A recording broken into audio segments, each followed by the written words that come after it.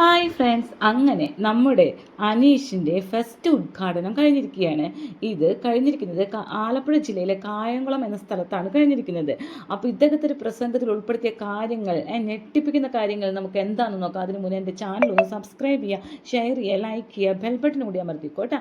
അപ്പോൾ അവിടെയുള്ള ആൾക്കാർ പറയുന്നുണ്ട്, 65 വയസ്സായ അച്ഛനെ വലിച്ചിഴയ്ക്കുന്ന രംഗം നമ്മളെല്ലാവരും വീഡിയോയിൽ കണ്ടതാണ്.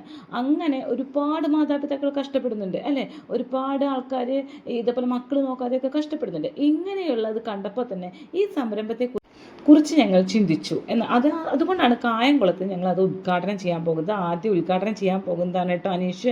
ആദ്യത്തെ ഉദ്ഘാടനം വളരെ ജെന്റിൽമാൻ ലുക്കായിട്ട് അനീഷ് ചെന്ന് കയറി.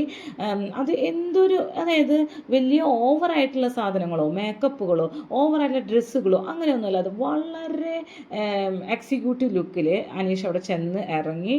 ആ ഉദ്ഘാടനം ചെയ്യണേക്കാൾ മുന്നേ അദ്ദേഹം കുറച്ച് കാര്യങ്ങൾ പറയുന്നുണ്ട് കേട്ടോ. അതെന്തൊക്കെയാണെന്ന് നോക്കി നോക്കാം. ട്രിവാൻഡ്രം യാത്ര ചെയ്യുന്നത്, ട്രിവാൻഡ്രത്തേക്ക് എല്ലാവർക്കും പോകണല്ലോ, നമ്മുടെ തലസ്ഥാന നഗരിയല്ലേ. അങ്ങനെ യാത്ര ചെയ്യുന്ന സമയത്ത് ഞാൻ ഈ കായംകുളം ഭാഗത്തൂടെയൊക്കെ ഇങ്ങനെ ട്രെയിനിൽ പോകുമ്പോൾ എനിക്കിങ്ങനെ മനസ്സിലൊരു ആഗ്രഹമുണ്ടായിരുന്നു. ഫേമസ് ഒക്കെ നല്ല ഫെയിമൊക്കെ ആകുന്ന സമയത്ത് ഈ ഭാഗത്തേക്കൊക്കെ ഒന്ന് വരണം, ഒന്ന് കിനാവ് ഞാൻ കണ്ടിരുന്നു അല്ലേ. അങ്ങനെയുള്ള സമയത്ത് ഇപ്പോൾ എനിക്കിത് യാഥാർത്ഥ്യമായിരിക്കുകയാണെന്ന് പറയുന്നത്. അപ്പോൾ സാങ്ക്യാറിൻ്റെ ഫൗണ്ടേഷൻ്റെ പ്രോഗ്രാമിൽ എത്തിപ്പെടാൻ പറ്റിയത് എനിക്ക് സന്തോഷമുണ്ട്. ഇങ്ങനെ ഈ ഫൗണ്ടേഷൻ്റെ പേരാണ് കേട്ടത്. അപ്പോൾ ഇവരുടെ പ്രവർത്തനത്തെക്കുറിച്ച് ഞാൻ എന്താണെന്ന് പറഞ്ഞു തരാമെന്ന് പറഞ്ഞു. എനിക്ക് അത് കേട്ടപ്പോൾ തന്നെ ഭയങ്കര സന്തോഷമായി എന്നൊക്കെ അനീഷ് പറയുന്നുണ്ട്. എന്താണ് പ്രവർത്തനം എന്ന് വെച്ചിട്ടുണ്ടെങ്കിൽ, എൻ്റെ അച്ഛനും അമ്മയും വളരെ വയസ്സായവരാണ്, പ്രായമായവരാണ്. അവരുടെ പ്രോസസ്സ്, അവരുടെ തോട്ട്, ഇതൊക്കെ എനിക്ക് നന്നായിട്ട് അറിയാം. അതുപോലെ തന്നെ എൻ്റെ മുത്തച്ഛനും മുത്തശ്ശിയൊക്കെ ഞങ്ങളുടെ ഒപ്പം തന്നെയാണ് നിന്നിരുന്നത്. അവർ മരിച്ചു, അവരുടെ പ്രോസസ്സും എനിക്ക് നന്നായിട്ട് അറിയാം. അപ്പോൾ അവർക്ക് മരുന്ന് എടുത്തു കൊടുക്കുക, അവർക്ക് ഭക്ഷണം എടുത്തു കൊടുക്കുക, ഇതൊക്കെ ഭയങ്കര സന്തോഷത്തോടെ ചെയ്യുന്ന ആളാണ് ഞാൻ. അപ്പോൾ മാതാപിതാക്കളുടെ എല്ലാ കാര്യങ്ങളും ചെയ്തു കൊടുക്കുന്ന ഒരു പ്രസ്ഥാനമാണ് സാങ്ക്യുആർ എന്ന് പറയുന്നത് കേട്ടോ.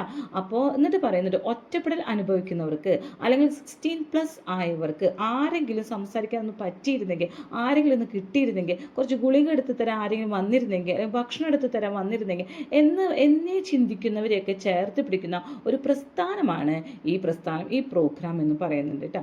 അപ്പോൾ ഇദ്ദേഹം അതായത് ആർത്തിയില്ലാത്ത, ഫെയിമിനോട് ആർത്തിയില്ലാത്ത, ആഡംബരത്തിനോട് ആർത്തിയില്ലാത്ത, ഭക്ഷണത്തിനോട് ആർത്തിയില്ലാത്ത, മറ്റുള്ളവരെ നിന്ദിക്കാത്ത, സ്ത്രീകളെ ബഹുമാനിക്കുന്ന, മറ്റുള്ള ജനങ്ങളെ ആരെയും എന്താ പറയുക, ഒരു തരത്തിലും എൻ്റെ കാര്യങ്ങൾ കൊണ്ട് അവർ ബുദ്ധിമുട്ടരുത് എന്ന് വിചാരിച്ച് നടക്കുന്ന ഒരു മനുഷ്യനാണ്.